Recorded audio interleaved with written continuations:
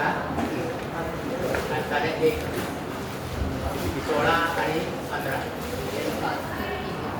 तर 5 एवढा आलं सगळ्यांचा. शून्य शून्य राशी. शून्य शून्य राशी म्हणजे काय? मेष राशी सुरू आहे. मीन राशी संपून मेष राशी सुरू आहे. मेष राशी सुरू आहे. 23 अंश 15 कला आणि 39 विकला. आता 23 अंश ते राशीमध्ये काहीच नाही. राशीमध्ये शून्य शून्य राशी म्हणजे त्यांच्या कला काही होणार नाही. म्हणजे फक्त 23 अंश झाले. आता 23 अंश त्याला आपण 12ने वागतो. 12 अंशाची स्थिती ना. सर 32 आहे. हां 32 आहे. 35 नाही. स्पष्ट रवी विकला 32 आहे. हे 32 आहे रे. विकला 32 आहे. म्हणजे आता फरक पडत नाही 32 असलं तरी. 32 म्हणजे 18. 43 आहे. बरं 42 येणार ना. 16 आहे. 15 चे झाले. हां 15 आणि 16. 15 चे इथे. हां बरोबर. 15 बरोबर आहे ना. 15 बरोबर आहे ना. 23. आता चंद्र रवीच्या पुढे 1 अंश गेला. 12 अंश गेले ते 1 किती होते. इथे 23 अंश पुढे गेलेला आहे. म्हणजे 1 किती पूर्ण झालेली आहे. 1 किती पूर्ण झालेली आहे. म्हणजे 12 आणि 11 23. म्हणजे 11 बाकी उरली आहे. बाकी 11 उरली. म्हणजे प्रतिपदा संपून द्वितीया सुरू आहे. शुक्ल पक्षातील द्वितीया सुरू आहे. बरोबर आहे. शुक्ल द्वितीया ही तिथे आहे.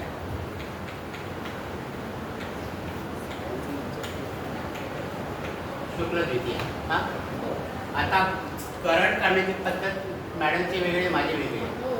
मी अगोदर माझ्या पद्धतीने काढून दाखवतो.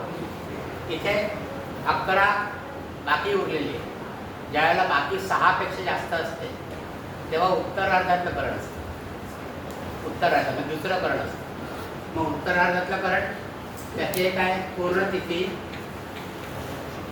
गुणिले 2 वजा 1 अधिक 1 भागिले 7 असं त्याचं हे असतं, सूत्र आहे.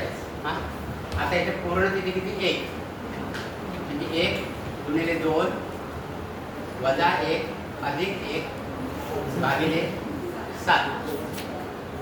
बरोबर. आता 2 2 हे झालेलं आहे.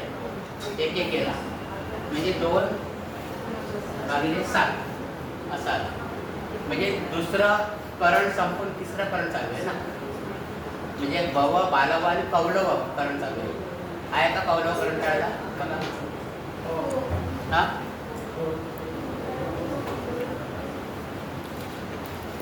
सर परत एकदा सांगतो परत. कौलवकरण आहे का? हो ना. आता तिथी तुम्हाला कळली ना. इतके अंश असतील. कुठलं आहे? कौलवकरण बरोबर आहे ना. तिथे काढताना आपण काय करतो की फक्त ही जी वजाबाकी केलेली आहे त्याच्यात फक्त अंशापर्यंत आपण घेतो. कला आणि विकलनचा विचार करत नाही आपण. ओके ना. तर अंश किती? 23 आहे. इथे राशी पूर्ण राशी 0 0 आहे. म्हणजे त्यांच्या कला काय होणार नाही. मग फक्त 23 अंश आपल्याकडे आहे. 23 अंश. त्याला जर 12ने भागलं तर 1 तिथी पूर्ण होते आणि नंतर 11 अंश उरत आहे. म्हणजे दुसरी तिथी पूर्ण व्हायला 1 अंशात बाकी आहे. दुसरी तिथी पूर्ण व्हायला 1 अंशातून बाकी आहे. मग इथे 11 उरलेत ना. 1 तिथी पूर्ण झाली. 1 तिथी पूर्ण झाली आणि 11 अंशात म्हणजे इथे 6 पेक्षा जास्त आहे. म्हणजे उत्तरार्धात करण. उत्तरार्धात. मग उत्तरार्धातलं सूत्र काय? पूर्ण तिथी गुणिले 2 वजा 1 अधिक 1. आता हे वजा 1 कसं आहे तुम्हाला माहिती आहे की पहिलं करण जे किस्तुग्न करण असतं ते आपण वजा करतो. किस्तुग्न ते करण त्याच्याकरता आपण वजा 1 करतो नेहमी. आणि हे उत्तरार्धातलं करण आहे म्हणून एक अधिक केला. पूर्वार्धातलं असेल तेवढं देणार. पूर्वार्धातलं करण जर असेल ना तर असं देणार. उत्तरार्धातलं करण वजा एक अधिक येतं. एक येतं. मग ते सोडवलं आपण तर हे वजा एक अधिक एक गेले. म्हणजे बे के बे म्हणजे 2 करण आहेत ते पूर्ण झालेले आहेत 7 पैकी. तर आवर्तन एक पण झालेलं नाही. 2 करण पूर्ण झालेले आहेत. हे 2 करण पूर्ण म्हणजे पहिला भव करण आहे, दुसरं बाल. म्हणजे चर कर्ण जी आहे ती भव पण सुरू होतं ना, भव बालव. आणि मग तिसरं कौलव चालू आहे. म्हणजे वरती जी संख्या येईल ते चर चालू आहे. हां वरती जी संख्या येईल त्यावरती हां आणि अंश किती आहे ते बघायचे. राशी ना अंश किती आणि ते काढले. हां त्या सूत्रानुसार 2/7 आले ना. 2/7 आहे ना. वरती जी संख्या आहे 7च्या हां वरती हां तेवढे करण पूर्ण झाले. तर पूर्ण झालेले. हां ते पूर्ण झाले. तिसरी किती? हां आता तुम्हाला मॅडम जे शिकवतात ना त्या पद्धतीने कळवा.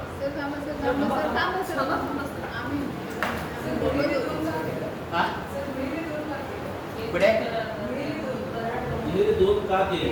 गुन्हे 2 पूर्ण. आता पूर्ण एका तिथीमध्ये 2 कर्ण असतात की नाही. एका तिथीमध्ये 2 कर्ण असतात ना. म्हणजे पूर्ण तिथी झाली तर त्याचे करण किती होणार? 2. आता समजा पूर्ण तिथी एकच आहे मग त्याचे 2 2च करण झाले फक्त. इथे तर समजा पूर्ण तिथे 5 असते. आता 5 गुणिले 10 म्हणजे 10 करण पूर्ण झाले असतात. पूर्ण तिथी गुणिले 2 म्हणजे एका तिथीमध्ये 2 करण असतात ना. म्हणजे किती पूर्ण तिथी आहेत त्याच्यामध्ये किती करण पूर्ण झाले ते आपण बघतो 2 ने गुणून. त्याच्यातला एक वजा काय करतो कारण शुक्ल पक्षाच्या पहिलं करण जे असतं शुक्ल पक्षाचं हे नेहमी स्थिर करण असतं. ते महिन्यातनं एकदाच येतं म्हणून ते स्थिर करण आपण वजा करतो इकडे. म्हणजे पूर्वार्धातलं करण असेल तर आपलं सूत्र इतकंच होईल पूर्वार्धातलं. म्हणजे ते 6 पेक्षा कमी असतील. 6 पेक्षा कमी असतील बाकी म्हणजे पूर्वार्धातलं करण. आणि 6 किंवा 6 पेक्षा जास्त असतील तर उत्तरार्धातलं करण. एवढं लक्षात ठेवायचं. बाकी एक 6 पेक्षा कमी असेल तर पूर्वार्धात. मग त्याचं सूत्र असं आहे 6 पेक्षा कमी असेल पूर्वार्धात. पूर्ण तिथी गुणिले 2 वजा 1 भागिले 7. 2ला 7 ने भागायचं. 2ला 7 ने भाग जातच नाही ना 2ला. म्हणजे 2च म्हणजे 7 ने का भागतो? किती आवर्तन पूर्ण झाली आहेत चर करण्याची. तिथे आवर्तन पूर्ण झालेलंच नाही. म्हणून सरळ तिथे 7 पेक्षा कमी आकडा असेल वरती तर डायरेक्ट ते करण मोजत तेवढे पूर्ण झाले. पंचांगामध्ये ते 33 करण आहे. पंचांगामध्ये नाही सर कौलव येतं. कौलव 21 वाजून बघू आपण 5:30च्या अगोदर 5:30 वाजेपर्यंत कौलवच आहे. जानेवारी 1 जानेवारी म्हटलं का 20 झाले असते तर 2 तिथे पूर्ण झाले असते. बरोबर आहे. तर आमची एक शंका आहे. हां सूत्र जे बिहार चतुर्थी तिथी आहे हा? 4 पूर्ण तिथी झालेली. कधी त्या सूत्रामध्ये हां 4 पूर्ण तिथी झालेली आहे. हां गुणाकार 2च घ्यायचं किती दिवसात गुणाकार 2च घ्यायचा. गुणाकार 2च घ्यायचा. ते खाली जे 7 लिहिलेलं आहे ते 7 चर कर्ण किती आहेत? एकंदर 7 कर्ण आहेत ना. ते 7 करण्याचे एक एक आवर्तन सुरू होतं ना म्हणून 7 ने भागतो. चर कर्ण 7 आहेत ना म्हणून. हां दुसरं काय म्हणतो तुम्ही? चतुर्थी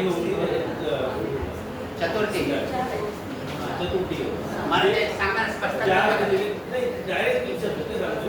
हां चतुर्थी म्हणजे किती किती अंश पूर्ण झाले ते? चतुर्थी. ठीक आहे मंगळवारचं काय नाही.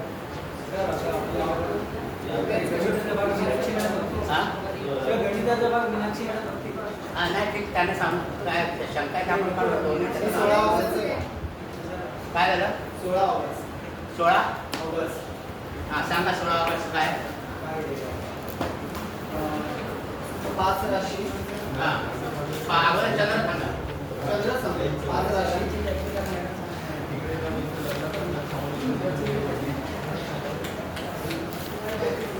हो 5 राशी 11 अंश 11 अंश 8 कला 8 कला 48 विकला 48 विकला.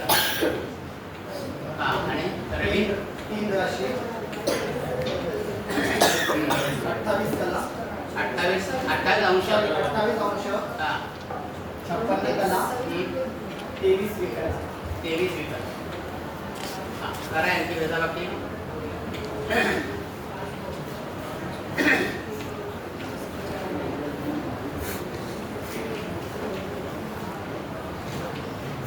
एवढं आलं वजाबाकी एवढी आली. 1 राशी पूर्ण 12 अंश 12 कला आणि 25 विकला. आलं सगळ्यांचं एवढं.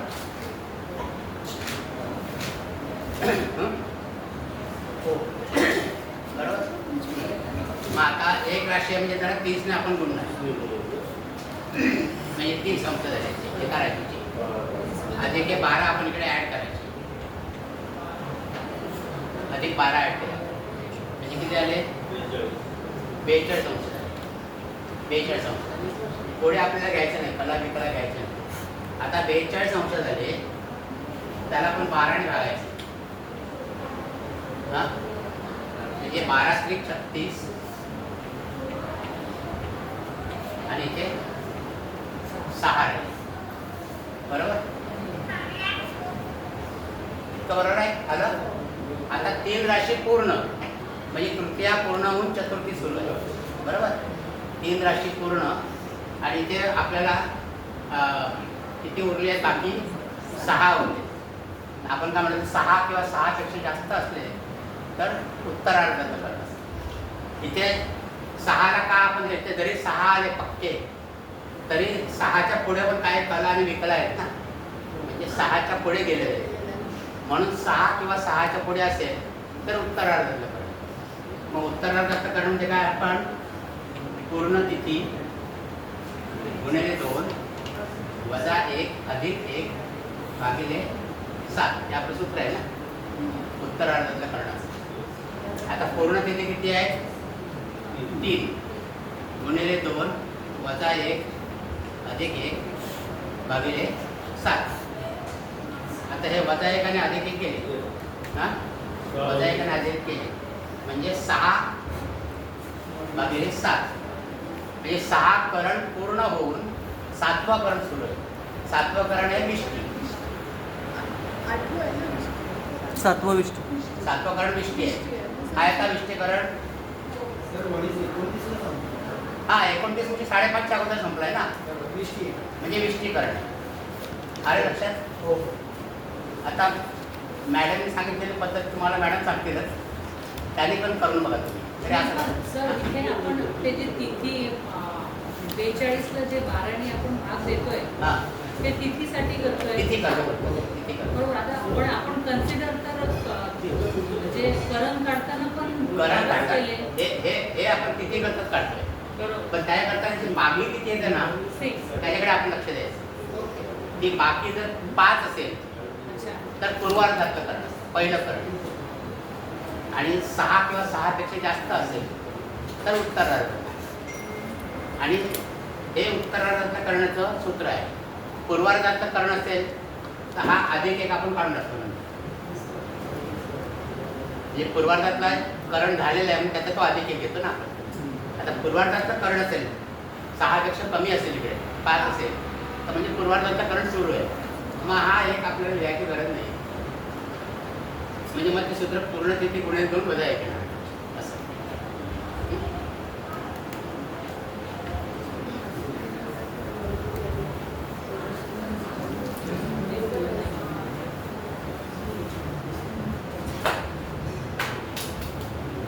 आता आपण पहिला आपल्या पंचांगाकडे येऊया.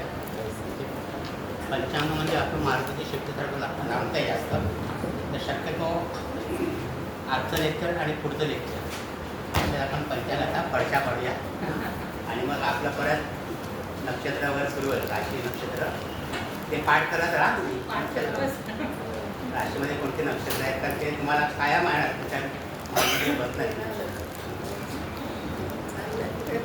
आपल्याला पण काही योग पाहिले होते, त्याच्यामध्ये एक प्रदोष योग असतो. प्रदोष प्रत्येक त्रयोदशीला असतो. प्रदोषाचं व्रत असतं, शंकराचं व्रत असतं प्रदोष.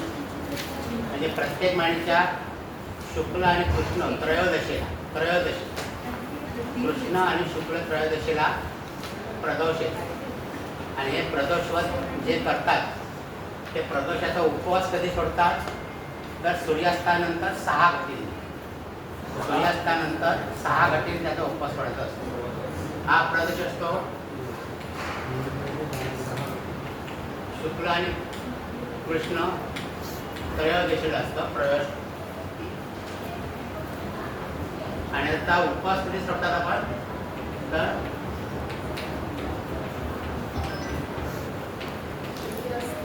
सूर्यास्तानंतर 6 घटी. 6 घटी म्हणजे किती? एक घटीमध्ये 24 मिनिटं.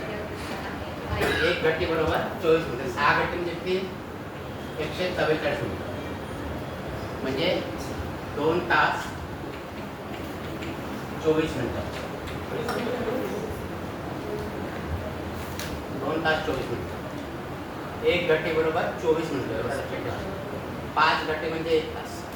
आपला 2.5 घटी म्हणजे 1 तास. तर सूर्यास्तानंतर 2 तास 24 मिनिटांनी हा उपवास सोडायचा असतो प्रदोषाचा. जे प्रदोष व्रत करतात त्यांनी सूर्यास्तानंतर 2 तास 24 मिनिटांनी हा उपवास सोडायचा असतो. आता हे प्रदोष म्हणजे आहे हे सोमवारी आला प्रदोष तर त्याला सोम प्रदोष म्हणतात. मंगळवारी आला तर भौम प्रदोष म्हणतात. मंगळाला भौम असं नाव आहे. आणि शनिवारी आला तर शनी प्रदोष असे नाव आहे. सोमवार सोम प्रदोष. सोम प्रदोष सोमवारी आला. सर हा सूर्यास्तानंतर संध्याकाळी सूर्यास्तानंतर 2 तास 24 मिनिटांनी सोडायचा असतो. सूर्यास्तानंतर 6 घटींनी सोडायचा असतो. 6 घटी म्हणजे 144 मिनिटं. एक घटी बरोबर 24 मिनिटं.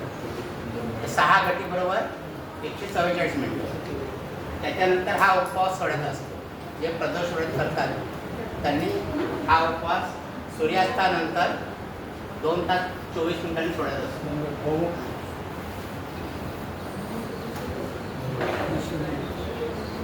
त्याच्यानंतर आपले महत्त्वाच्या टॉपिककडे येणार आहोत. ते म्हणजे आता भाद्रपद महिन्यामध्ये कृष्ण पक्षामध्ये श्राद्ध पक्ष असतो. श्राद्ध पक्ष सगळ्या आपल्या पितरांना आपण श्राद्ध त्यांची तिथी करतो. मग ती तिथीची या वेळेला आपण ती वाढी ठेवतो म्हणतात ना आपण. त्यांना वाढी ठेवतो पितरांना. तर ती वाढी केव्हा ठेवायची असते?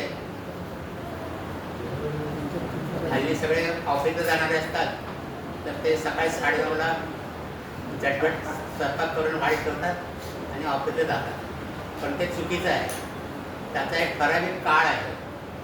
त्याला अपराह्न काळ असं म्हणतात. अपराह्न काळ.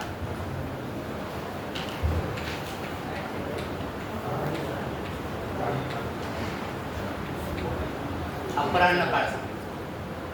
या अपराह्न काळामध्येच वाढे ते आपल्या पितरांना आपल्याला वाढी ठेवायचं असतं. आता हा अपराह्न काळ कसा काढायचा तर दिनमान काढायचं. दिनमानाचे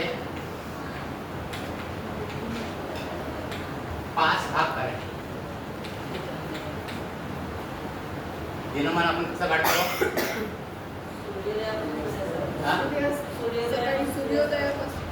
सूर्योदयापासून सूर्यास्तापर्यंत काढणे. सूर्यास्तामधून सूर्योदय व्हायला करतो ना म्हणजे दिनमान मिळतं. दुसरी पद्धत काय दिनमान काढायची? दुसरी पद्धत काय? पंचांगात बघडे. पंचांगात दिनमान दिलं ना प्रत्येक दिवसाचं. मग कॅल्क्युलेशन कशाला करायचं पाहिजे? हो की नाही? पंचांगामध्ये त्या दिवशीचं दिनमान बघायचं. बरोबर आहे?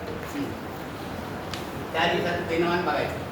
मग त्या दिनमानाचे 5 भाग करायचे. 5 भाग करायचे. पहिला भाग आहे तो प्रातःकाळ. दुसरा भाग आहे तो संगवकाळ. तिसरा भाग आहे तो माध्यान्ह.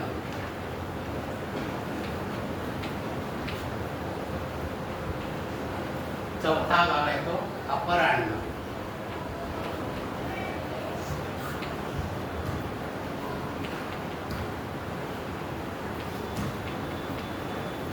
आणि 5वा सायंकाळ. सायंकाळ. असे 5 भाग आहेत दिनमानाचे. तिसरा भाग सर काय दिलं? संगवकाळ. संगवकाळ. संगवकाळ असतो. पहिला प्रातःकाळ, दुसरा संगवकाळ, तिसरा माध्यान्ह, चौथा अपराह्न काळ आणि 5वा आहे तो सायंकाळ. तर हा जो अपराह्न काळ आहे, या अपराह्न काळामध्ये आपल्याला श्राद्धाचं हे करायचं असतं. श्राद्ध करायचं पितरांचं. आता हा जो काळ आहे चौथा, दिनमानाचे 5 भाग करतात. आता याच्यात मी तासापेक्षा घटीमध्ये विचार करा. घटी एका दिवसामध्ये किती घटी असतात? 60. ओके नाही? त्याच्यामध्ये दिनमानाच्या 30 घटी आणि रात्रीमानाच्या 30 घटी.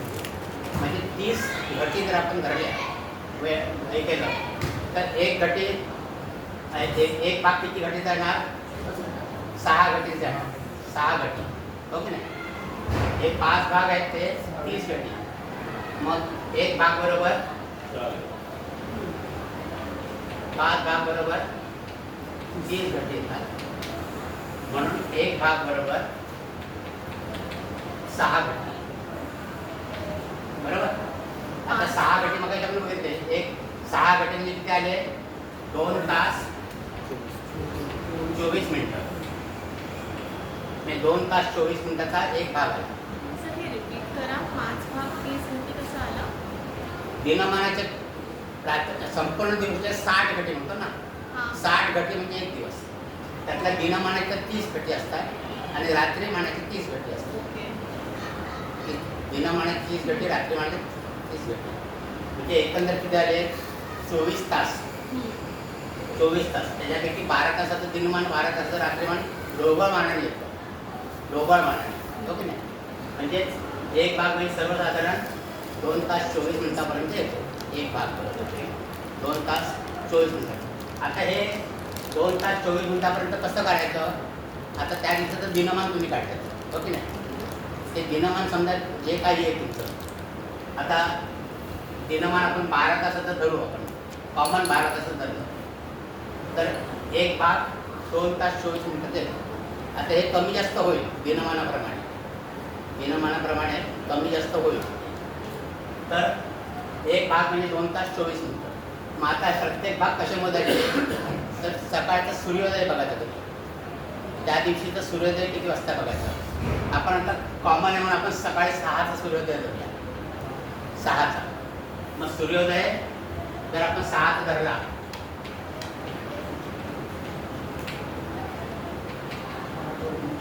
तर पहिला भाग किती वाजेपर्यंत असेल? 8:24. 8:24 पर्यंत पहिला भाग असेल. ओके नाही? दुसरा भाग किती असणार? 8:24 ते 10:48. 10:48. 10:48 पण असणार. माध्यान्ह किती असणार? 1 वाजून 15 मिनिटं ना. 12 मिनिटं. 1 वाजून 12 मिनिटापर्यंत दुपारी माध्यान्ह. बघा 10 मध्ये 2:24 मिळवा. 2:24 मिळवा म्हणजे 12 आणि 1 हातचा आला 1 आणि ते 12 मिनिटं. 1 वाजून 12 मिनिटापर्यंत माध्यान्ह काळ असणार. आलं लक्षात तुमच्या? माध्यान्ह. आणि त्याच्यानंतर आपला अपराह्न काळ सुरू होतो. 1:12 ते 1:12 ते 3:36. 1:12 ते 3:36 म्हणजे 1 वाजून 12 मिनिटं ते 3 वाजून 36 मिनिटं या काळामध्येच आपल्याला पितरांचं श्राद्ध करायचं असतं. 1/12 ते 3 आता हे 1/12 आणि 3:36 ही मर्यादा आहे. ही सूर्योदयावर अवलंबून आहे. सूर्योदय किती वाजताचा आहे त्याच्यावरती अवलंबून आहे. तसं थोडं कमी जास्त होईल ते, पण सर्वसाधारण सूर्योदय जर 6चा धरला तर ही वेळ 1/12 ते 6:36. सूर्योदय 6:35चा धरला तुम्ही, 6:35 35 मिनिटं वाढवायचे. एवढं सोपं आहे ते.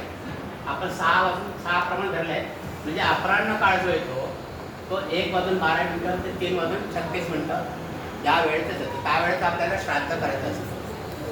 आता पंचांगामध्ये श्राद्धाच्या तिथी दिलेल्या असतात. भाद्रपद महिन्यामध्ये प्रतिपदा श्राद्ध, द्वितीया श्राद्ध, तृतीया श्राद्ध. तर त्या कशा दिलेल्या असतात? समजा प्रतिपदा त्या दिवशीच्या अपराह्नकाळी असेल तर ते प्रतिपदा श्राद्ध त्या दिवशी असतं. द्वितीया त्या दिवशीचा अपराह्न काळात असेल तर द्वितीयचं श्राद्ध दिलेलं असतं. समजा आता आपण एक उदाहरण घेऊया. प्रतिपदा दुपारी 13:30 मिनिटापर्यंत आहे. हां, आणि द्वितीया जी आहे ती दुसऱ्या दिवशी सकाळी 12:30 मिनिटांनी संपते. मग द्वितीयेचं जे श्राद्ध असेल ते द्वितीयेची जर करता येईल का आपल्याला? नाही येणार, कारण द्वितीया 12:30 मिनिटापर्यंत आहे आणि आपला अपराह्न काळ सुरू होतो आहे 1च्या नंतर. मग हे द्वितीयेचं श्राद्ध कधी करायचं? मग हे द्वितीय श्राद्ध प्रतिपदा ज्यावेळेला संपते 13:30ला त्याच्यानंतर द्वितीया सुरू होते की नाही? मग इथे तुम्ही प्रतिपदेला द्वितीयाचं पण श्राद्ध करणार. मग तिथे श्राद्धाचे दिले असतात प्रतिपदा आणि द्वितीया, दोन्ही श्राद्ध तिथे दिलेले असतात. प्रतिपदा श्राद्ध आणि द्वितीया श्राद्ध असे दोन्ही श्राद्ध तिथे दिलेले असतात. म्हणजे हे तुम्ही बघा. नाही तर आपण षष्टीला सप्तमीला श्राद्धाने प्रत्येक सप्तमीला श्राद्ध होतो, पण ते सप्तमीचं श्राद्ध पंचांगामध्ये केव्हा आहे ते बघा. कधी कधी सप्तमीचं श्राद्ध षष्टीला पण येतं. सप्तमीचं श्राद्ध षष्टीला येतं. मग त्यावेळेला याला तिथी द्वय असं म्हणतात. म्हणजे एका तिथीला 2 दिवसाची श्राद्ध, एका तिथीला 2 दिवसाची श्राद्ध एका तिथीला. आता कधी कधी अशी पण परिस्थिती होते की एक तिथी जी आहे समजा चतुर्थी आहे, चतुर्थी आहे ती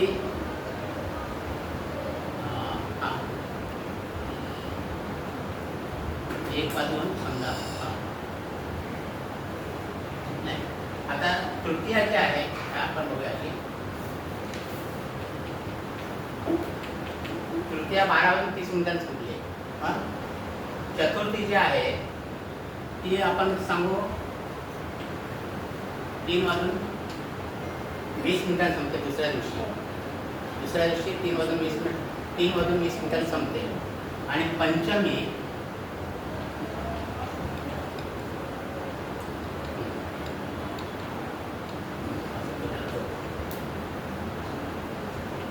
नाही, असं नाही, दुसरं येतं ते. कारण त्यावेळेला कुठल्या तिथीला त्या तिथीला कुठलंही श्राद्ध नसतं. म्हणजे एक तिथी अगोदर होऊन गेलेली असते आणि दुसरी तिथी नंतर सुरू झालेली असते. दुसरी तिथी नंतर सुरू झालेली असते. त्याच्यामुळे त्या तिथीला कुठलंच श्राद्ध नसतं असं इथे सांगायचं झालं म्हणजे तृतीयेला नसणार सर. प्रतिपदा आणि द्वितीयेचं झालं. हां. तृतीयेला आता इथे तृतीया समजा आपण 1:30 मिनिटांनी संपली आहे आणि चतुर्थी दुसऱ्या दिवशी 3 वाजून जो काय काळ आहे तो त्या 36च्या दरम्यान संपलेली आहे. हां, आणि पंचमी नंतर सुरू झालेली आहे. म्हणजे पंचमीचं श्राद्ध पण षष्टीला जाणार ते आणि चतुर्थीचं श्राद्ध आपण तृतीयाला करणार. म्हणजे एका दिवशी कुठलं श्राद्ध नसतं. अशा वेळेला तिथी शून्य तिथी दिलेलं असतं. आता तिथी शून्याची वेळ खूप कमी वेळ येते, पण एका दिवशी 2 श्राद्ध बऱ्याच वेळेला येतात. ते आपण बघूया पंचांगामध्ये कसं होतं ते. सर, आत्ताची 5 आणि अंगारकीच आहे ना, हां, ती चतुर्थी 2 दिवस दाखवली, अहोरात्र दाखवली. हां चतुर्थी हां त्यामुळे पंचमी श्राद्ध हे चतुर्थीला दाखवलेलं आहे. हां मी ते आपण येऊया श्राद्ध पक्षावर येऊया भाजपच कृष्ण पक्ष काढा सगळ्यांनी नाही, आता तर सुद्धा हां आजची चतुर्थी आहे ना उद्याची, हां ती 2 दिवस दाखवलेली. हां पण त्याचा खुलासा दिला आहे बघा अहोरात्र दाखवली. बरोबर आहे आता जे अहोरात्र दाखवले बघा मग त्याच्यात पंचमी श्राद्ध हे चतुर्थीलाच दिलेलं आहे. एक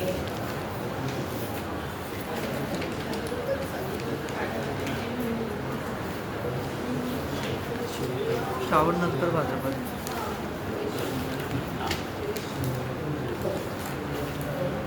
पान नंबर 52 भाद्रपद शुक्ल लेले 50 पान नंबर 50 भाद्रपद कृष्ण पक्ष. आता हां चतुर्थीचा अगोदर बघूया आपण चतुर्थी बाबा तृतीयेला चतुर्थी दाखवले संकष्टी चतुर्थी हो की नाही आणि मुंबईचा चंद्रोदय कधी दाखवला आहे 2151 पेज नंबर किती पेज नंबर आहे 38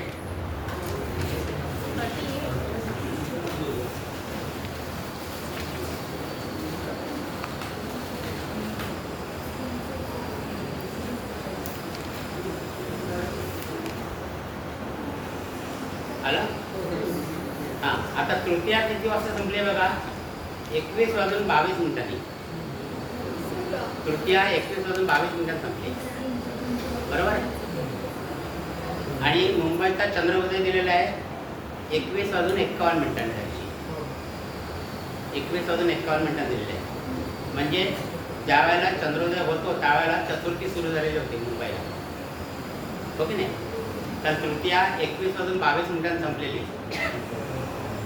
आणि नंतर चतुर्थी सुरू झालेली आहे आता चतुर्थी पण जी आहे ती दुसऱ्या दिवशी 23:31 आहे म्हणजे दुसऱ्या दिवशी पण ती चंद्रोदय आणखी 51 जरी पुढे गेला तरी दुसऱ्या दिवशी पण ती चंद्रोदयाला आहे थोडा वेळ चतुर्थी हो की नाही मग टेक्निकली बघायला झालं तर चतुर्थी दिवशी यायला पाहिजे पण आपल्या धर्मसिंधूमध्ये सांगितलेलं आहे की चतुर्थी जर 3 चतुर्थांश व्यापिनी असेल तृतीयाला तर ती तृतीयाच्या दिवशी करायची म्हणून इथे चतुर्थी संकष्टी चतुर्थी तृतीयाला दिलेली आहे कारण चतुर्थीच्या दिवशी पण संकष्टी चतुर्थी आहे चंद्रोदयाला पण त्या अगदी थोडा वेळ जास्त भाग त्याचा तृतीयेला आलेला आहे चतुर्थीचा हो की नाही म्हणून आणि संकष्टीचा उपवास आपण चंद्रोदयाला सोडतो म्हणून ती चंद्रोदय ज्या वेळेला असेल आता एका ठिकाणी अशी परिस्थिती आली आहे की 2 दिवस चतुर्थी दाखवलेली आहे सर याच महिन्यात तर या हा? महिन्यात याच महिन्यात हां याच महिन्यात कुठे दाखवलेली आहे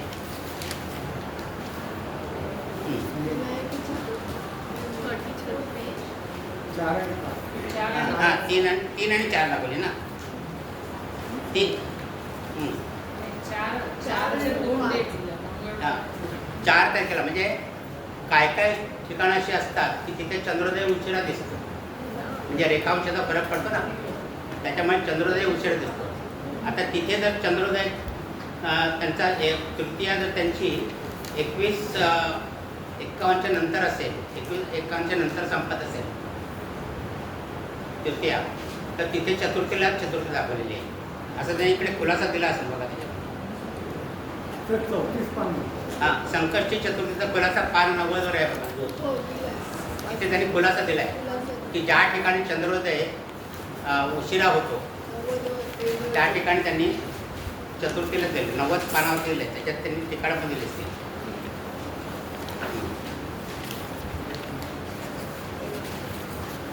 अधिक ज्येष्ठ महिन्यातील संकष्टी चतुर्थी खुलासा बघा तर तिथे त्यांनी सगळं एक्सप्लेनेशन दिलेलं आहे त्याचं चतुर्थीचं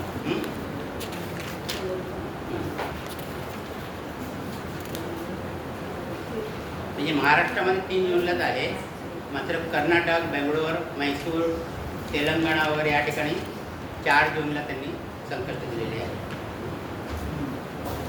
त्या भागामध्ये असं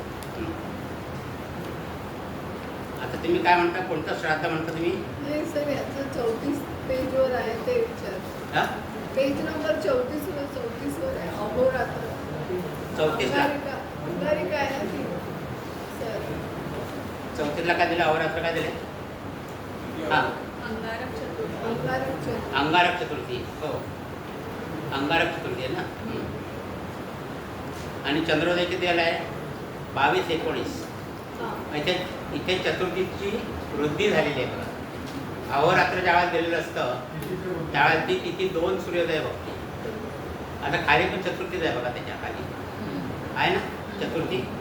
ती 7:52 बनते आणि मंगळवारी आहे ती अहोरात्र दिलेली आहे. आणि संकष्टीचा उपवास आपण नेहमी चंद्रोदयाला सोडतो. आता दुसऱ्या दिवशी जी वृद्धी झाली आहे चतुर्थीची, ती चतुर्थी केव्हा संपते? सकाळी 7:52.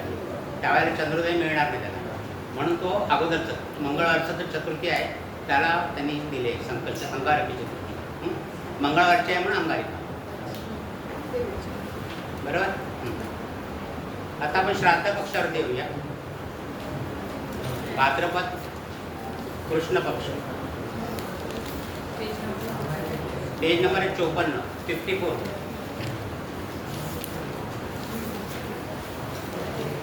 आता इथे कृष्ण पक्षाच्या प्रतिपदेपासून श्राद्ध पक्ष सुरू होतो. त्याला आपण महालय आरंभ असं पण म्हणतात, महालय आरंभ. आणि प्रतिपदा संपली आहे बघा 20:49 म्हणजे अपराह्न काळी आहे, म्हणून प्रतिपदा श्राद्ध तिकडे दिलेलं आहे. बरोबर आहे. नंतर द्वितीयेला पण तसंच आहे, तृतीयेला पण तसंच आहे श्राद्ध. चतुर्थीचं फक्त बघा, चतुर्थी जी आहे ती 14:56 संपलेली आहे, म्हणजे 2:56. आपला अपराह्न काळ किती आहे? 3:36 आहे. आणि त्याच्यानंतर पंचमी जी सुरू होते ती पंचमी दुपारी 12:36 संपते. म्हणजे पंचमीच्या दिवशी अपराह्न काळी ती आहे नाही आहे. पंचमीच्या दिवशी अपराह्न काळी पंचमी नाही आहे, म्हणून पंचमीचं श्राद्ध पण चतुर्थीला घेतलं आहे. म्हणून चतुर्थीच्या दिवशी 2 श्राद्ध दिलेत बघा, चतुर्थी श्राद्ध आणि पंचमी श्राद्ध. म्हणजे ज्यांचं पंचमीचं श्राद्ध आहे त्याने पण ती चतुर्थीलाच करायचं आहे. त्याचं कारण आता तुम्हाला कळलं असेल की पंचमी जी आहे ही अपराह्न काळ नाही आहे, ती 12:36 संपते. म्हणजे अपराह्न काळ ती चतुर्थीला असणार आहे.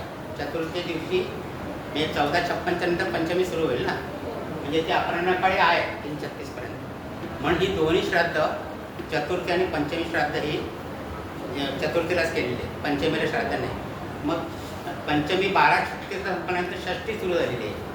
आणि षष्ठीच्या दिवशी षष्ठी 10:06 संपलेली आहे सकाळी, म्हणून षष्ठीचं श्राद्ध पंचमीला केलेलं आहे. अरे लक्षात. म्हणून पंचमीला षष्ठीचं श्राद्ध दिलेलं आहे पंचमीच्या दिवशी, पण त्यावेळेला ती अपराह्न काळी आहे म्हणून. किती वाजता करायचं? किती वाजता करायचं चतुर्थी पंचमीचं श्राद्ध? हे काय इकडे दिला वेळ दिला नाही ते नाही, इकडे ह्याच्यामध्ये काय 2:56 करायचं आहे. चतुर्थी 2:56 पर्यंत दिली आहे. चतुर्थी दिली आहे 2:56 पर्यंत ना. मग चतुर्थीचं श्राद्ध जे आहे ते 2:56 अगोदर करायचं आहे.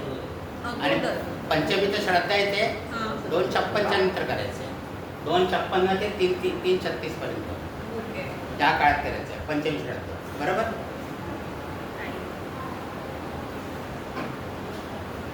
बाकीची श्राद्ध त्याच दिवशी आलेली आहेत.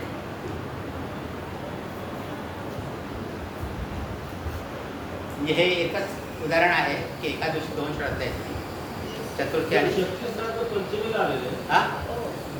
हां तेच सांगितलं ना आता, चतुर्थी श्राद्ध पंचमीला आलेले आहे. षष्ठी श्राद्ध षष्ठी बरोबर. तर षष्ठी किती वाजता संपली बघा ना, सकाळी 10:16 म्हणजे अपराह्न काळी नाही आहे, पण ती पंचमीला आहे अपराह्न काळी. पंचमी 12ला संपलेली आहे 12 वाजता, आणि त्याच्यानंतर षष्ठी सुरू झाली. म्हणजे अपराह्न काळी आहे षष्ठी पंचमीच्या दिवशी, म्हणून षष्ठीचं श्राद्ध पंचमीला सांगतो. आता कळलं श्राद्ध कधी करायचं. हां, श्राद्ध कोणत्या वेळेला करायचं, तिथी तुम्हाला बघायची, कोणत्या तिथी अपराह्न काळी आहे. आपल्या श्राद्धाची तिथी अपराह्न काळी आहे की नाही ते बघायची. अगोदरच्या दिवशी असेल तर अगोदरच्या दिवशी करायचं. श्राद्ध हे केव्हाही करायचं नाहीये.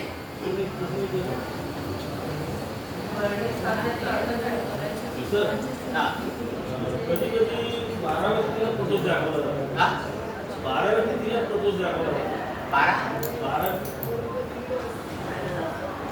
12 व्यक्ती असते ना त्या दिवशी 12वी तिथे अगोदर ठरलेली असते बघा. ते म्हणतात कधी कधी 12व्या तिथीला प्रदोष दाखवला जातो. हो कारण काय त्रयोदशी आहे ती अगोदर संपलेली असेल.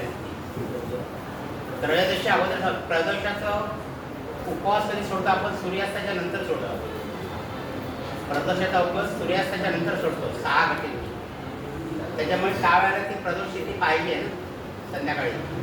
ती जर नसेल तर मग 12 मग समजा प्रदोष 12 व्यक्तीला हा तसं दाखवतो. तर तो सोमवार आहे, तो सोमप्रदोष पकडतो. सोम प्रदोष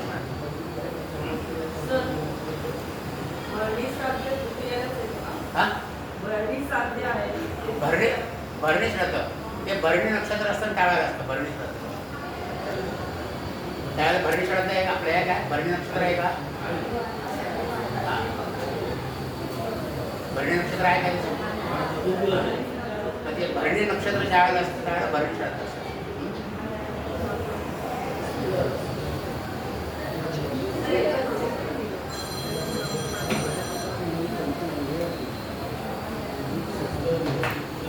भरणी श्राद्ध केव्हा करतात?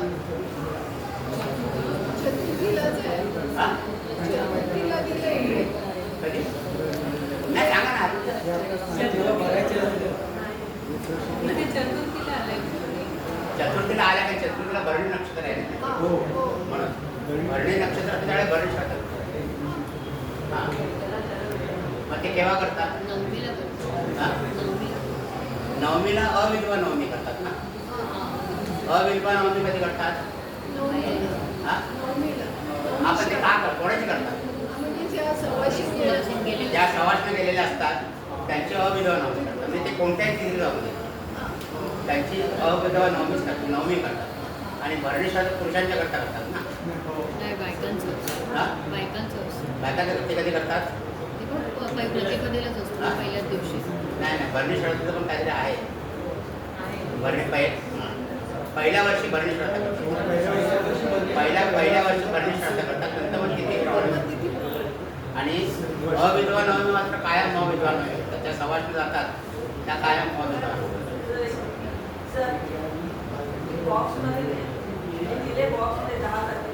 हा हा काय दिले?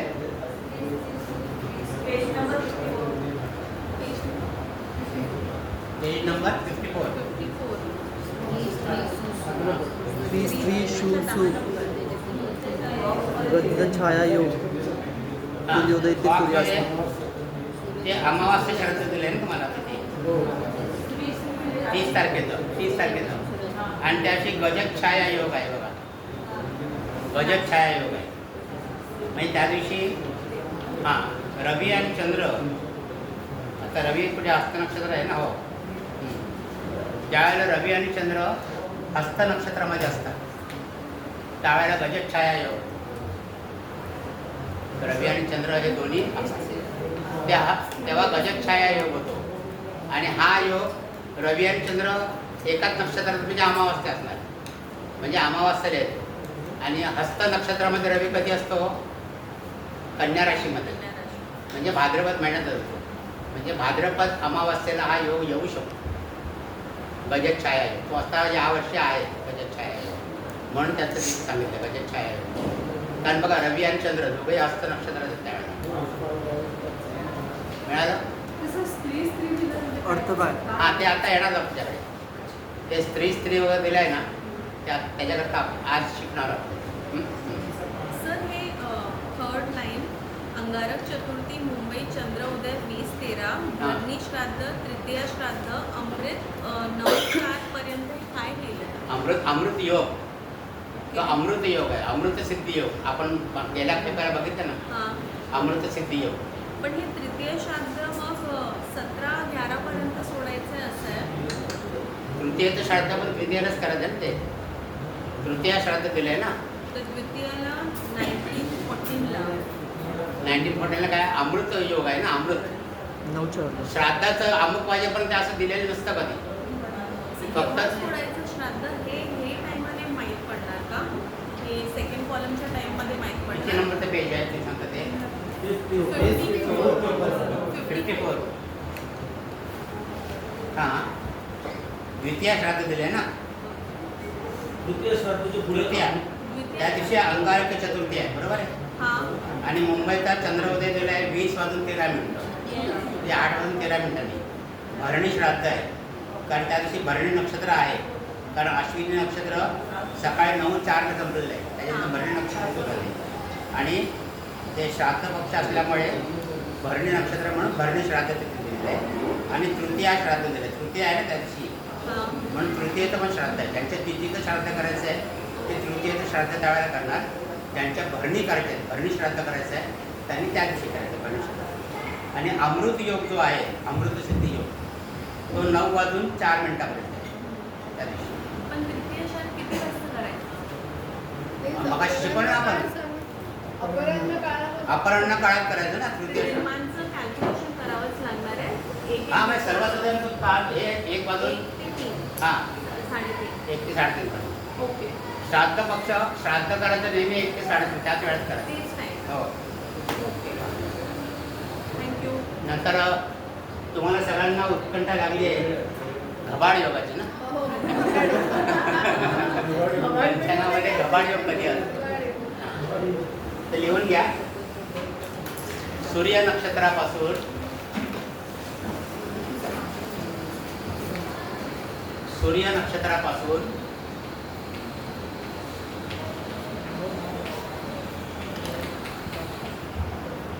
चंद्र नक्षत्र,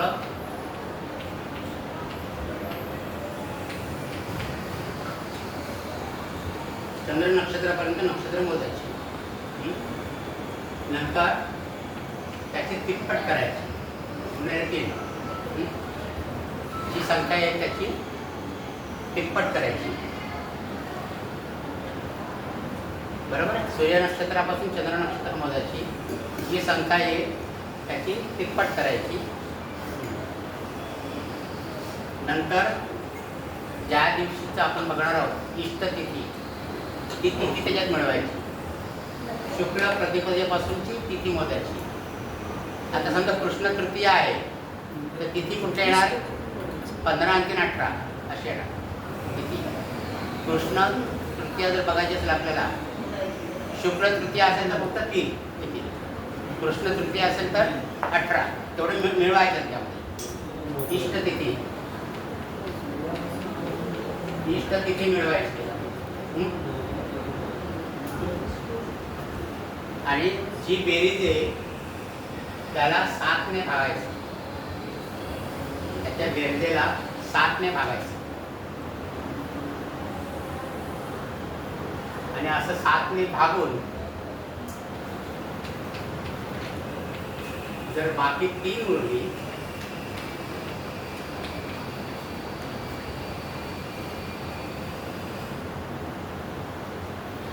की हा घबाड योग. बाकी 3 उरली तर त्या दिवशी घबाड योग. आता एखादा घबाड योग काढत देत कुठे दिसतो का तुम्हाला? आपण बघूया. हा म्हणजे कसा आहे तो, कसा काढण्याचा बघू आपण ना. किती आहे?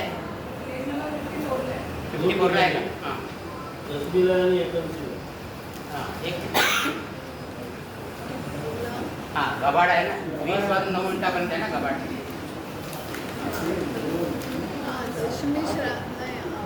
दशमी श्राद्ध आहे बघा, त्या दिवशी आहे घबाड योग आहे ना. आता त्या दिवशी चंद्र नक्षत्र कुठलं आहे बघा? पुष्य नक्षत्र आहे. चंद्र नक्षत्र पुष्य आहे. आणि रवीचं नक्षत्र कोणतं आहे त्याची?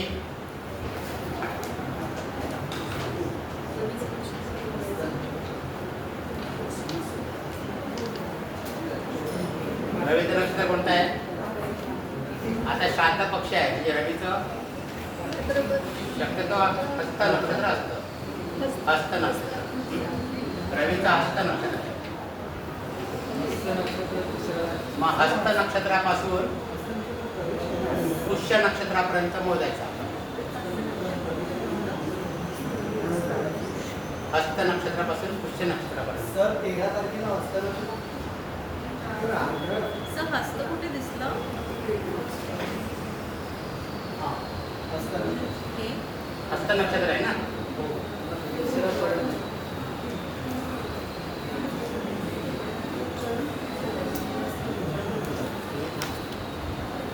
हस्त ते पुष्यपर्यंत. हस्त नक्षत्र. आता हस्त रवीचं नक्षत्र कसं तुम्ही शोधलं? तो उजव्या बाजूला रवीचे नक्षत्र दिलेले आहे. ते बघायचं. नाहीतर 5 तारखेला रवी कन्या राशीमध्ये 17:32 कलेवरती आहे. कन्या राशीमध्ये. मग कन्या राशीमध्ये 10 ते 23:20 कला हस्त नक्षत्र असतं. म्हणजे रवी पण हस्त नक्षत्रात आहे. आणि चंद्राचं नक्षत्र दिलेलं आपल्याला पुष्य नक्षत्र. आता हस्त नक्षत्रापासून पुष्य नक्षत्र मोजायचं. कितवं नक्षत्र आहे?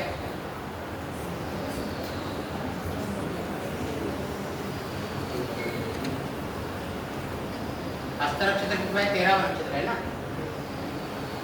हस्त नक्षत्र 13 हस्त नक्षत्र 13वं आहे आणि पुष्य नक्षत्र किती आहे?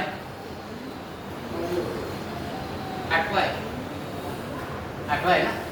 हा. मग 13 मध्ये आणखी 14 मिळवले म्हणजे 27 नक्षत्र झाले. म्हणजे 13वं नक्षत्र धरायचं म्हणजे ते ही 15 अधिक 8 23 नक्षत्र होतात का? 23 होतात ना नक्षत्र. हां. बरोबर. सगळ्यांचं आलं 23 नक्षत्र. हस्त नक्षत्र धरायचं. हस्त नक्षत्रापासून पुष्य नक्षत्र.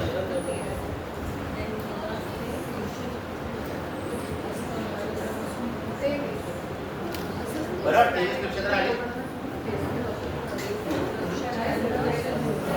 जायचं पुढे आपण. हा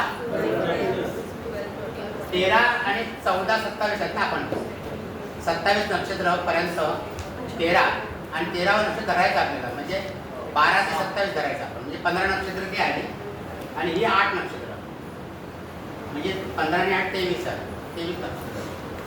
तुम्ही मोजून बघितले तर तुम्हाला 23 येणार बरोबर. हा मोजून पाहिलं 23 23 आहेत ना. मग आता ही 23 नक्षत्र आली म्हणजे ही 23 नक्षत्र गुणिले 3 बरोबर झाले 69. हा आता ही तिथी कोणती आहे? दशमी आहे ना. कृष्ण दशमी आहे. म्हणजे कृष्ण दशमी म्हणजे तिथी किती धरणार आपण? 15 आणि 10 25 म्हणजे अधिक 25 म्हणजे किती आले? 9 आणि 5 14 6 9 94 बरोबर. 94 भागिले 7 म्हणजे 7 एके 7 2 राहिले वरती 4 7 त्रिका 21 बाकी उरली 3. बाकी उरली 3 उरली ना. 3 उरली ना. म्हणजे घबाड योग आला. म्हणजे इतकं कॅल्क्युलेशन केल्यानंतर तुम्हाला तो योग मिळतो घबाड योग. आता हा घबाड योग कशा करता बघतात?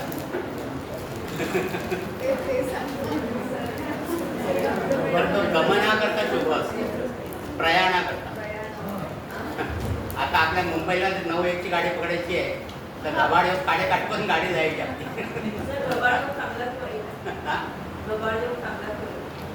शुभ योग आहे म्हणजे प्रयाण करायला शुभ आहे. प्रयाणा करता गमना करता शुभ आहे. आता पूर्वीच्या काळी काय असायचं? राजे लोकांचा लवाजमा निघायचा प्रयाणाला. राजे लोकांचा. मग ते राजे ज्योतिषाला विचारायचे आम्हाला चांगला मुहूर्त काढून द्या. मग ते ज्योतिषी असा घबाड योग काढून द्यायचे की या मुहूर्तावर तुम्ही प्रयाण करा असं पूर्वी. आता पूर्वीच्या काळी काय आत्ताच्यासारखी परिस्थिती नव्हती. आता आपण ते पंचांकनाच्या वेळी रेल्वे टाइम टेबल काढतो. गाडी कोणती गाडी आहे? AC गाडी कधी आहे? किंवा 15 डब्याची गाडी कधी येते बघता. तर हे घबाड योग म्हणजे आता फक्त पंचांगाची माहिती म्हणून तुम्ही लक्षात ठेवा. 25 सर गबाड दर गेले. दिवसाचे काढून हां दर दिवसाचे दर दिवसाने काढताना त्या 3 उरली पाहिजे बाकी ना, बाकी 3 उरली पाहिजे तरच घबाड योग होणार. म्हणून त्याने घबाड योग दिलं बघा. ते नक्षत्र कुठपर्यंत आहे, हस्त नक्षत्र तिथपर्यंतच घबाड योग दिलं आहे बघा. म्हणून 9:03 हस्त नक्षत्र 9:03 नक्षत्र जरी बदललं तरी तो घबाड योग केला असं होतं. म्हणून घबाड योग किती वाजेपर्यंत त्याचा टाईम दिलेला असतो. मग वरचा कधी असतो? वर्षात नाही असतो ना, वर्षामध्ये बऱ्याच वेळेला असतो. महिन्यात नाही एका दिवशी वगैरे येतो तो महिन्यात. सर हां ते 25 तिथी मोजायचे आहेत. 25 ते ऍड केलेले आहेत. हां 25 तिथी आता येईल.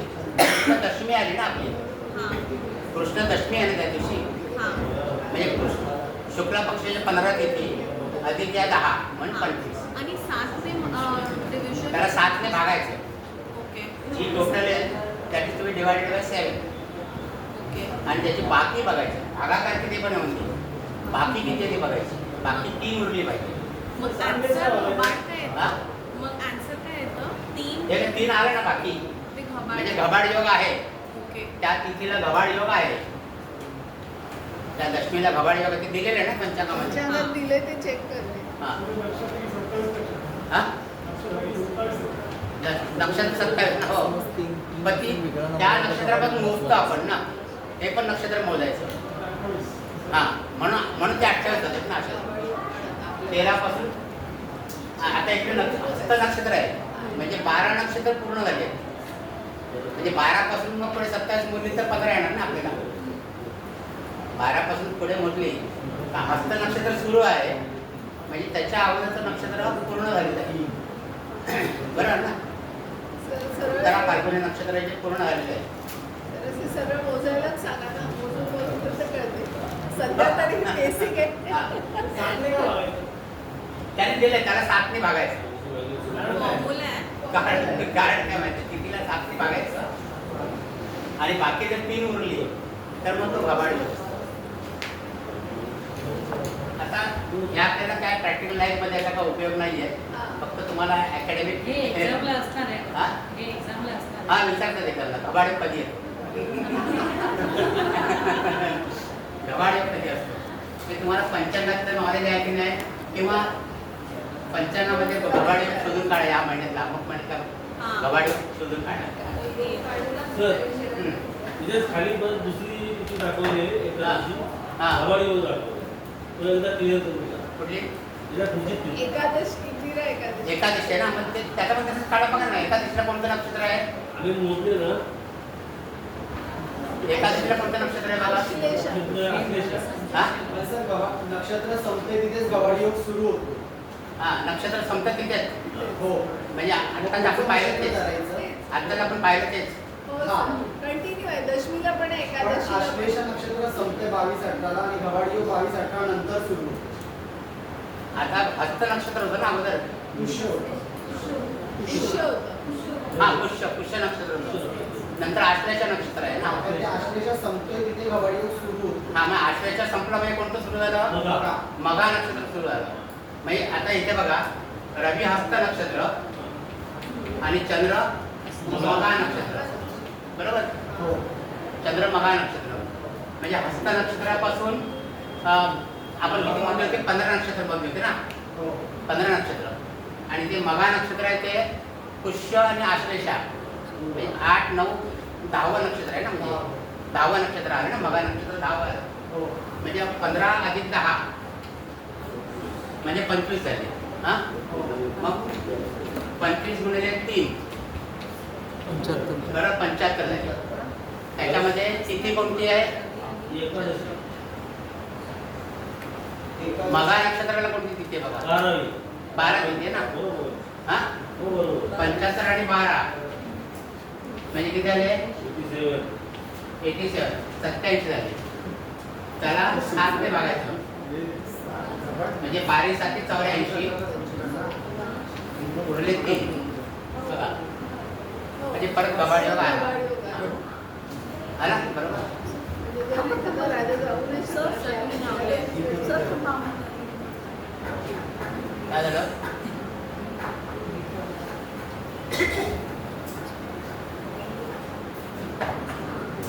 सर खरंच हे प्रयाणसाठी पैसा हा? आता हे प्रयाणासाठी प्रयाणासाठी दानांतर पैसे मिळू शकतात. प्रयाणासाठी प्रयाणासाठी प्रयाण केलं तर काही होऊ पण त्याच्यात जास्त वेळ घालू नका गबाळ योगामध्ये. पण हा, त्याच्यापेक्षा आता महत्वाचा आपण भाग शिकूया. आता पावसाळा सुरू होणार ना आपला. हो सर.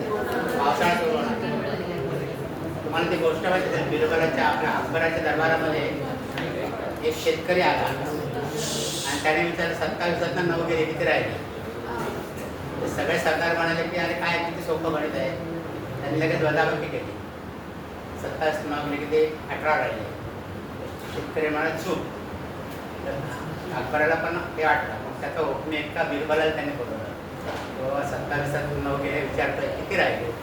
बिरबल म्हणाला 0. शेतकरी म्हणाला बरोबर आहे.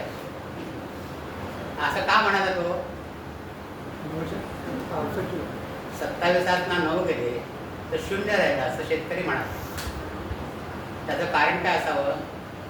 तर 27 नक्षत्र आहेत, त्याच्यामधले पावसाचे नक्षत्र 9 आहे. ती 9 नक्षत्र जर वजा केली पावसाची तर राहिलं काय? सगळं कोरडा दुष्काळ राहिला ना. असा त्याचा मतीत असा आहे की शेतकऱ्यांना पावसाचे नक्षत्र सगळ्यात महत्त्वाचे आहेत ना. 9 नक्षत्र पावसाची नक्षत्र सगळ्यात महत्त्वाची आहेत. तीच जर काढून टाकली त्यातली 27 नक्षत्रातली तर बाकी राहिले 0. आणि म्हणून त्यांनी तो गणित टाकलं होतं. ते गणित म्हणून ठीक आहे का? जे पावसाळा आता सुरू होत आहे तर पावसामध्ये रवीच्या नक्षत्रावरनं पावसाळा आपण बघतो. रवीने मृग नक्षत्रात प्रवेश केला की पावसाला सुरुवात होते. आपण काय म्हणतो गावच्या ठिकाणी मिरग लागला असं म्हणतो. गावचे लोक मिरग लागला. मिरग लागला. मग ते रवी मृग नक्षत्रात कधी प्रवेश करतो? तर सर्वसाधारण 8 जूनला. म्हणजे 8 जूनला पावसाळा आपल्याकडे सुरू होतं असं आपण म्हणतो. आता वर खाली झाले सगळं प्रयोगांमुळे. तर 8 जूनला पावसाळा सुरू होतो आणि त्यावेळेला रवी मृग नक्षत्रामध्ये असतो. तर मृग नक्षत्रापासून सर्वसाधारण हस्त नक्षत्र आपलं.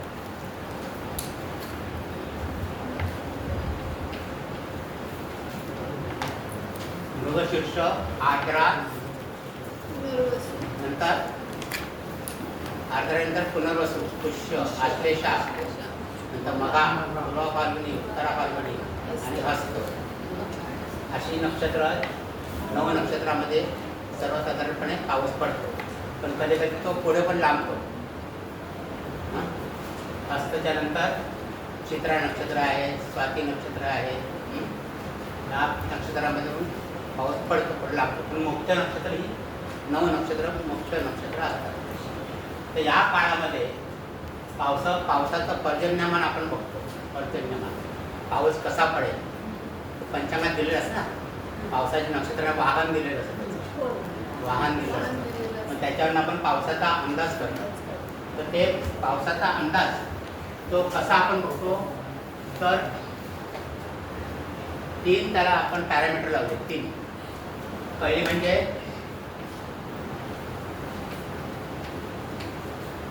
पुरुष आणि स्त्री नक्षत्र. ही पहिली पातळी असते, पुरुष आणि स्त्री नक्षत्र. दुसरा आहे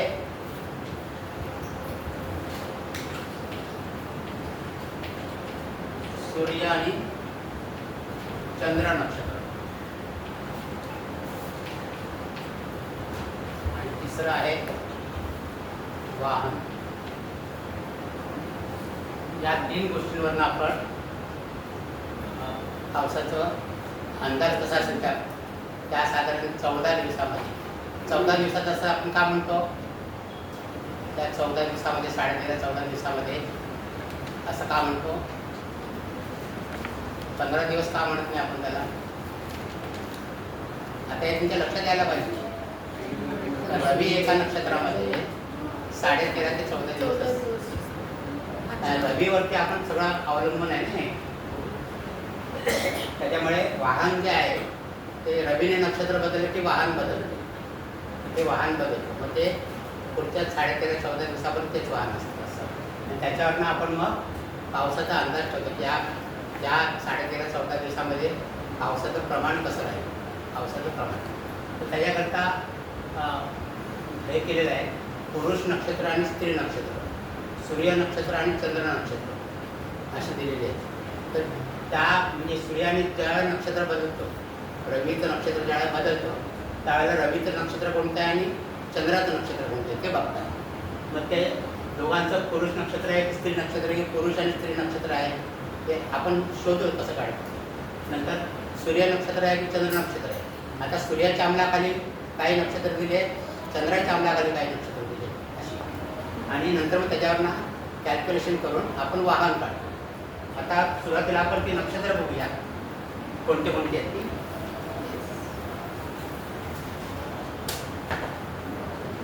पहिला आपल्याकडे सूर्य नक्षत्र आणि चंद्र नक्षत्र. आता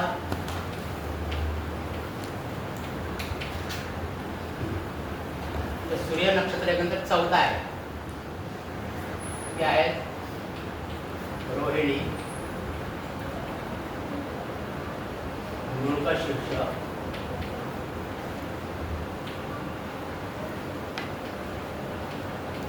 पूर्वा फाल्गुनी, उत्तरा फाल्गुनी, हस्त, चित्रा,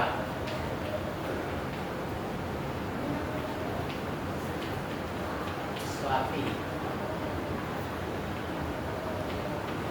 विशाखा,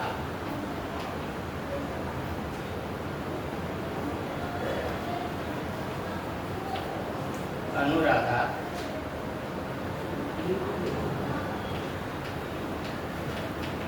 ज्येष्ठा,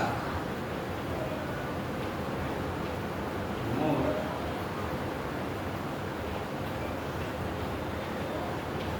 ज्येष्ठा,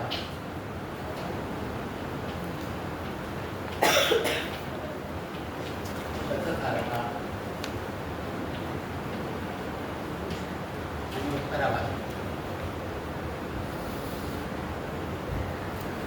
सूर्य नक्षत्र 14 आहे त्याच्यावर. सूर्य नक्षत्र. हा. आता चंद्र नक्षत्र अश्विनी, भरणी, कृत्तिका,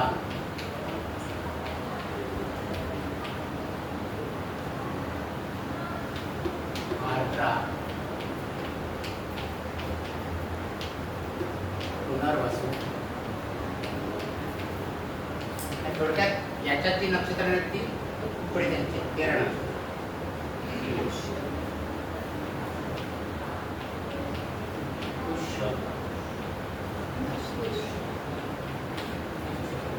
आश्लेषा, मघा,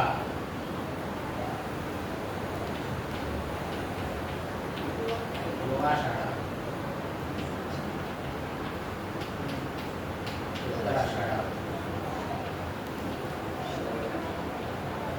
श्रवण,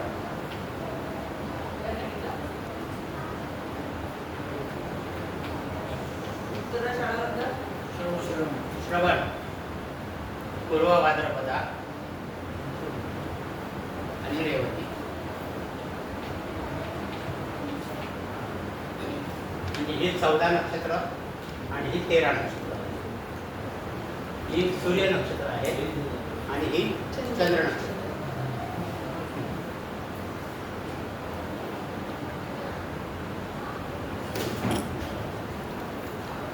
ही सूर्य नक्षत्र ही चंद्र नक्षत्र.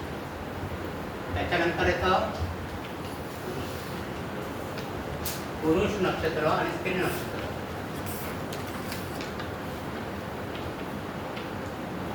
पुरुष नक्षत्र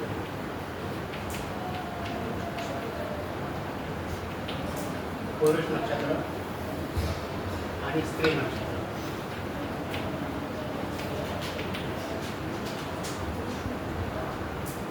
पुरुष नक्षत्रामध्ये अश्विनी,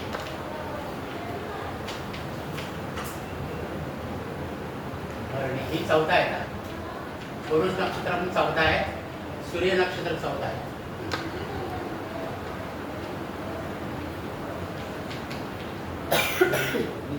कृत्तिका, रोहिणी,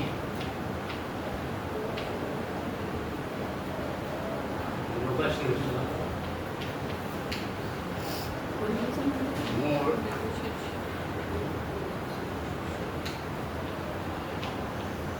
पूर्वाषाढा, उत्तराषाढा, श्रवण, धनिष्ठा,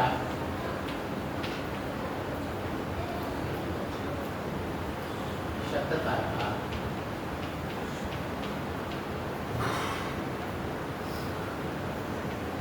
पूर्वा भाद्रपदा, उत्तरा भाद्रपदा आणि रेवती.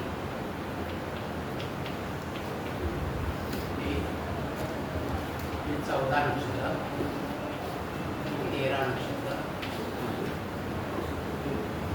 तर ते पुरुष नक्षत्र 14 आहे आणि स्त्री नक्षत्र आर्द्रा,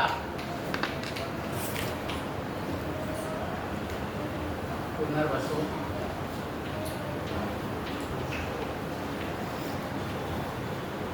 पुष्य,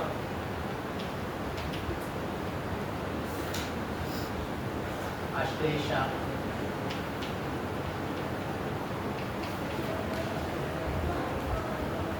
मघा, पूर्वा फाल्गुनी,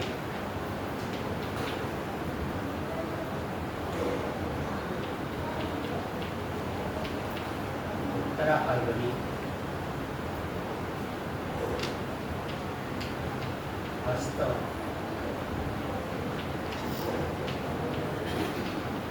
चित्रा आणि स्वाती अशी 10 स्त्री नक्षत्र. 14 आणि 10 24 झाले आणि 3 नक्षत्र जी आहेत ती नपुसक नक्षत्र आहेत. ती आहे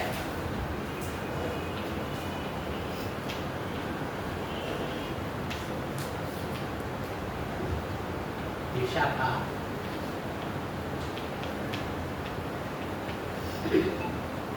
अनुराधा,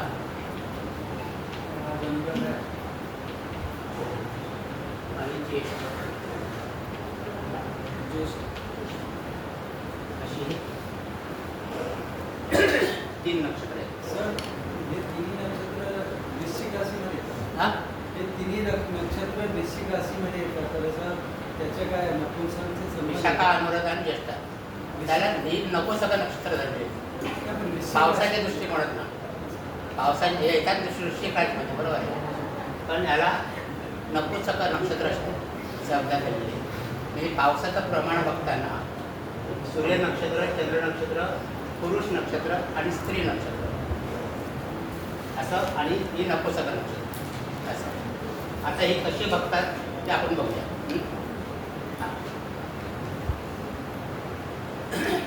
आता हे झालं की आपण तिसरं जे वाहन करवतात ते वाहन कसं काढतं ते आपण नंतर बघूया. अगोदर हे 2 बघूया अगोदर. तर कुठलाही एक नक्षत्र घ्या. रवीचं नक्षत्र कुठलं दिलेलं आहे ते 54 नंबरच्या पानावरती असेल ना. 10 तारखेला दिलं बघा. 10 तारखेला पान नंबर 54. आता आपण बघत आहोत 54 नंबरचं पान. त्याच्यात दिलं बघा 10 तारखेला अमावास्या आहे. नंतर चित्रा रवीने चित्रा नक्षत्रात प्रवेश केलेला आहे आणि वाहन घोडा केलेला आहे बरोबर. आता चित्रा नक्षत्र दिलं त्याचं वरती त्या चौकटीमध्ये दिलं आहे बघा 10 नंबरचं स्त्री आणि सु सु दिलेलं आहे. स्त्री स्त्री आणि सु सु दिलेलं आहे. आता रवी चित्र नक्षत्राचा एक दिला आपण त्या रवीचं. त्या दिवशी चंद्राचं नक्षत्र कोणतं आहे? हस्त नक्षत्र किती वाजेपर्यंत आहे? 21:43 पर्यंत आहे. आणि रवी कधी गेला आहे? 26:20 ला. रवी 26:20 ला चित्रा नक्षत्रात प्रवेश करतोय ना. मग त्यावेळेला चंद्र नक्षत्र कसलं कुठलं येणार आहे? हस्ताच्या नंतर कोणतं येणार आहे? चित्रा येणार आहे ना. पुढच्या पानावर बघा, चित्रा नक्षत्र आहे ना. म्हणजे रवी हस्त नक्षत्र आणि चंद्र चित्रा नक्षत्र. मग आता चित्रा नक्षत्र कुठे आले बघा याच्यात, आणि हस्त नक्षत्र कुठे आले? हे हस्त नक्षत्र इकडे आहे आणि चित्रा नक्षत्र इकडे आहे. म्हणून तिथे त्यांनी सु दिला असतात बघा. सूर्य सूर्य म्हणजे रवी पण सूर्य नक्षत्रात आहे, चंद्र पण सूर्य नक्षत्रात आहे. कारण दोन्ही नक्षत्र इकडे आहेत ना. आणि स्त्रीमध्ये बघा हस्ता नक्षत्र कुठे आहे बघा, इथे आहे, आणि चित्रा नक्षत्र इकडे आहे. म्हणून स्त्री स्त्री दिलेलं आहे. म्हणजे पुरुष नक्षत्र आपलं सूर्य नक्षत्र आणि चंद्र नक्षत्रामध्ये नाही आहे, दोन्ही सूर्य नक्षत्रात आहेत. आणि एक समजा एक सूर्य नक्षत्र एक चंद्र नक्षत्र असतं तर सु च असा असतं किंवा च सु असा आला असतो. एक पुरुष नक्षत्रात असताना एक स्त्री नक्षत्रात असतं तर पू आणि स्त्री असं आलं असतं, किंवा पू पू आलं असतं. दोन्ही असतं तर पू पू आलं असतं पुरुष पुरुष नक्षत्र. इथे दोन्ही स्त्री नक्षत्र आहेत म्हणून स्त्री स्त्री दिले त्याचे. इथे दोन्ही सूर्य नक्षत्रात आहे म्हणून सु सु दिलेलं आहे. आता याचा अर्थ काय की दोन्ही ज्या वेळेला वेगवेगळ्या नक्षत्रात असतील, म्हणजे सूर्य नक्षत्र आणि चंद्र नक्षत्र दोन्ही असतील, सु च असेल आणि इथे पुरुष आणि स्त्री, तर पावसाचं प्रमाण चांगलं असतं. तर पावसाचं प्रमाण चांगलं असतं. आणि इथे कसं असतं, एकाच नक्षत्रात असलं तर पावसाला तेवढंसं अनुकूल नसतं ते नक्षत्र. दोन्ही नक्षत्र एकाच बाजूला आले आहेत ना, अशी दोन्ही बाजूला एकाच नक्षत्र आहे. आता तिथे आलं वाहन घोडा आलाय ना. आता हे कळलं आहे तुम्ही. आता सूर्य सूर्य चंद्र चंद्र त्याचा उल्लेख जो असतो तो असा असतो की आणखी एक उदाहरण बघायचं दुसरं. तुम्ही सांगा कोणतं नक्षत्र सांगा एक अगोदर त्याच्यात.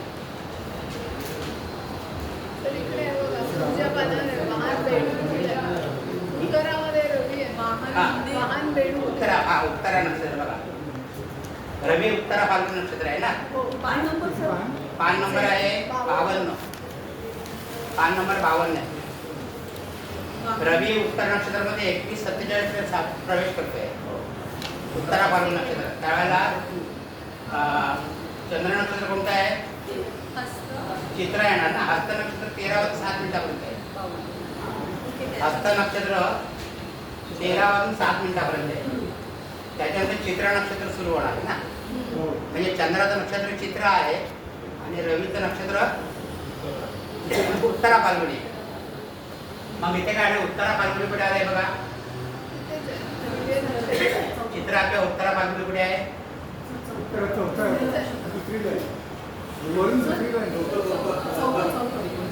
हा उत्तरा फाल्गुनी इकडे आहे ना. हे उत्तरा फाल्गुनी चित्र आहे ना. हे दोन्ही सूर्य नक्षत्र आहेत. मग सु सु आहे का तिथे? आणि इथे पुरुष मध्ये इथे चित्र आहे बघा. चित्र नक्षत्र स्त्री नक्षत्र आहे आणि उत्तरा फाल्गुनी पण स्त्री नक्षत्र आहे. म्हणजे दोन्ही स्त्री स्त्री आहे. दोन्ही स्त्री स्त्रीच आहे ना. दोन्ही स्त्री स्त्री आणि वाहन बेडूक दिले. हां ठीक. आता हे बसून मी आता आपण वाहन बघूया कसं काढतो.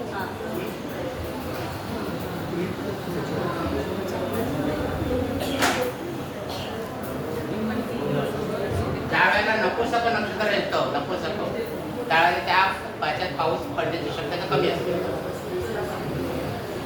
ते नक्षत्र सर्वसाधारण कोरडं जातं. आता वाहन काढलं. वाहन आता सूर्य ज्या वेळेला कुठल्या नक्षत्रात प्रवेश करतो, सूर्य नक्षत्र आणि त्यावेळेस चंद्र नक्षत्र कोणतं असतं ते बघायचं. सूर्य नक्षत्र आणि चंद्र नक्षत्र कोणतं ते बघायचं. आता मगाशी आपण बघितलं अगोदर चंद्र चित्रा पाहिलं ना आपण. उत्तर हा चित्र आणि उत्तर. हा, एकदा चित्रा पाहिलं होतं आणि एकदा उत्तरा फाल्गुनी बघितलं होतं ना. हो. आणि त्यावेळेला चंद्र नक्षत्र कोणतं होतं चित्राच्या वेळेला. चित्राच्या वेळेला कोणतं होतं नाही चित्र आणि हस्त. बघा ना 54 नंबरच्या पानावर बघा ना. चित्र आणि आणि चित्रा सूर्य नक्षत्र सूर्य नक्षत्र दोन्ही नक्षत्र चित्रात होती. इथे दिलंय ना सर सूर्य सूर्य आणि श्री श्री ते पण तेच होतं हे पण तेच म्हणजे तेच. 26 ला गेला आणि हस्त होतं सर. चित्रामध्ये बरोबर आहे. हस्त होतं.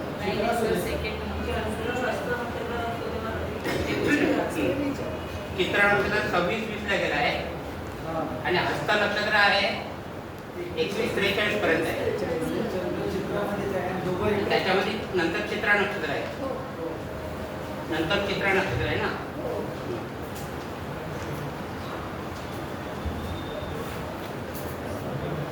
हा. चित्र आणि उत्तर. चंद्र पण चित्रा नक्षत्रात आहे. नंतर उत्तरा फाल्गुन नक्षत्र होतं आणि इकडे कोणतं होतं चंद्र नक्षत्र. रवीचं उत्तरा फाल्गुन आहे चित्र होतं. हा? चित्र. चित्रात होतं ना. हा चित्रात होतं. हा. आता सूर्य नक्षत्रापासून चंद्र नक्षत्रापर्यंत मोजायचं.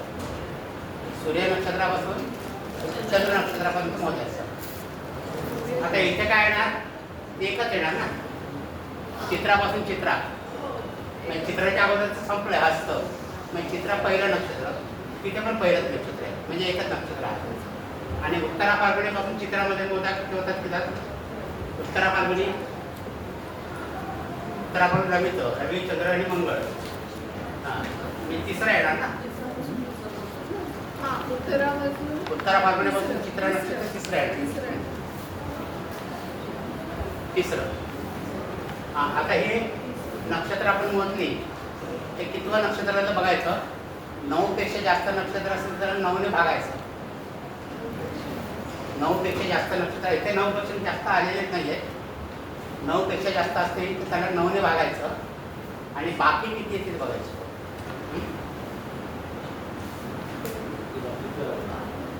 9 पेक्षा जास्त असतील. सूर्य नक्षत्रापासून चंद्र नक्षत्र मोजायचं. ते जर 9 पेक्षा जास्त आली बेरीज त्याची तर त्याला 9 ने भागायचं आणि मग जी बाकी उरेल त्याच्याप्रमाणे वाहन करतो. तर बाकी एक उरली तर वाहन असतं घोडा. बाकी 2 उरली तर वाहन असतं कोल्हा. बाकी 3 उरली तर वाहन असतं बेडूक. बाकी जर 4 उरली तर वाहन असतं मेंढा. बाकी 5 उरली तर वाहन असतं मोर. बाकी जर 6 उरली तर उंदीर.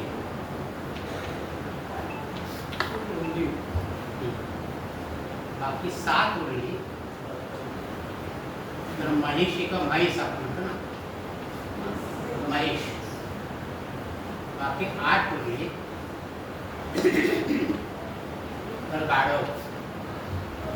आणि जर 0 उरली बाकी म्हणजे 9 ने भाग गेला तर हत्ती.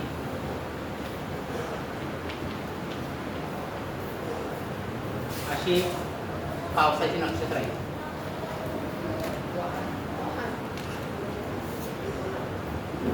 आता पाऊस कोणत्या प्राण्याला जास्त लागतो. एक तर बेडूक हो की नाही.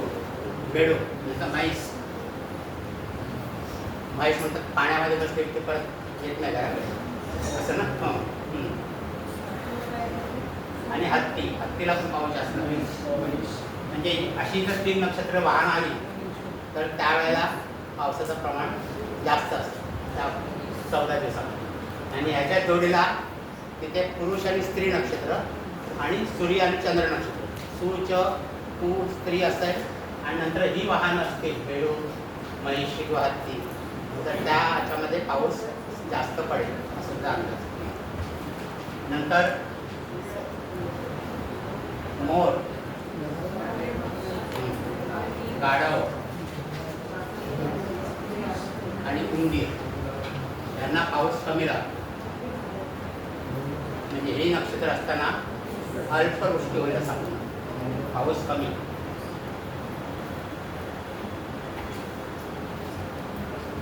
नंतर कोल्हा आणि मेंढा,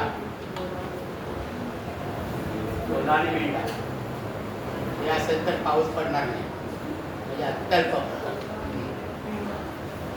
आणि घोडा असेल तर पर्वतावर पाऊस पडेल, म्हणजे डोंगरावर पाऊस पडेल. सखल भागामध्ये पाऊस पडणार नाही. बेडूक असेल तर काय? हा? जास्त पाऊस. बेडूक जास्त, बेडूक, म्हैस आणि हत्ती हे नक्षत्र आले तर पाऊस जास्त पडेल. कोल्हा असेल तर पडणार नाही पाऊस, कोल्ह्याला पाऊस लागत नाही. अति अल्प. कोल्हा आणि मेंढा म्हणजे ते नक्षत्र कोरडं जातं जवळजवळ. घोडा असेल तर पर्वत शिखरावर पाऊस पडेल, सकल भागामध्ये पाऊस पडणार नाही. मोर, गाढव आणि उंदीर कमी पावसात, अल्पवृष्टी. हे असेल तर अल्पवृष्टी होईल.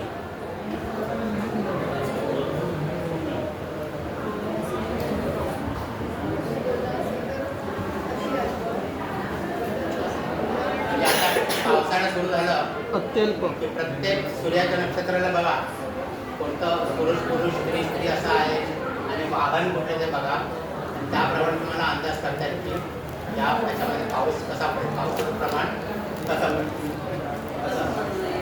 हे काढल्यावर हे